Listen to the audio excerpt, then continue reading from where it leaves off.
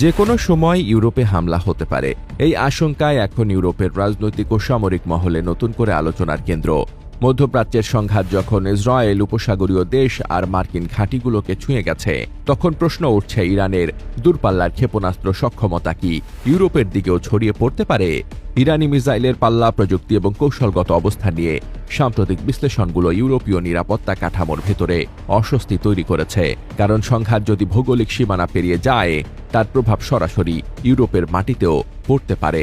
ইরানের হাতে থাকা দূরপাল্লার ব্যালিস্টিক ক্ষেপণাস্ত্রের সক্ষমতা নিয়ে যে তথ্য উঠে এসেছে, তা বলছে এগুলোর পাল্লা 1200 মাইল বা তার বেশি পর্যন্ত বিস্তৃত হতে পারে।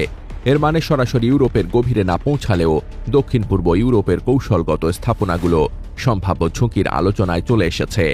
তুরস্ক, গ্রিস কিংবা ভূমধ্যসাগরীয় অঞ্চল ঘিরে ন্যাটোর বিভিন্ন ঘাঁটি এখন নিরাপত্তা বিশ্লেষণের কেন্দ্রে। ইউরোপীয় দেশগুলো ইতোমধ্যে তাদের আকাশ প্রতিরক্ষা ব্যবস্থা পর্যালোচনা শুরু করেছে। কারণ মধ্যপ্রাচ্যে যেভাবে স্যাচুরেশন কৌশলে একসঙ্গে বহু মিসাইল ও ড্রোন ছোড়া হচ্ছে, সেই একই কৌশল ইউরোপীয় প্রতিরক্ষার জন্য চ্যালেঞ্জ হয়ে দাঁড়াতে পারে।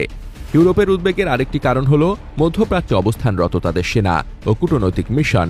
সাইপ্রাসে ব্রিটিশ ঘাঁটি, ইরাক ও সিরিয়ায় ইউরোপীয় মিশন কিংবা ভূমধ্যসাগরে টহলরত নৌবহর সবই এখন সম্ভাব্য ঝুঁকির আলোচনায়।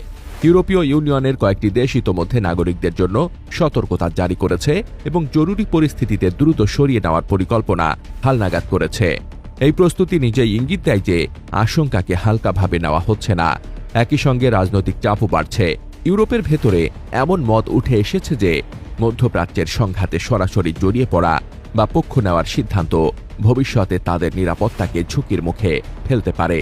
ইরান বারবার বলছে তারা শুধু প্রতিক্রিয়া দেখাচ্ছে, কিন্তু বাস্তবে প্রতিটি পাল্টা হামলা আঞ্চলিক সীমানা ছাড়িয়ে আন্তর্জাতিক উদ্বেগ তৈরি করছে।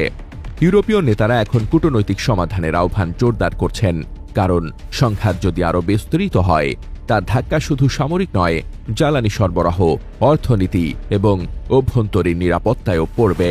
Desk report, বার্তাবাজার।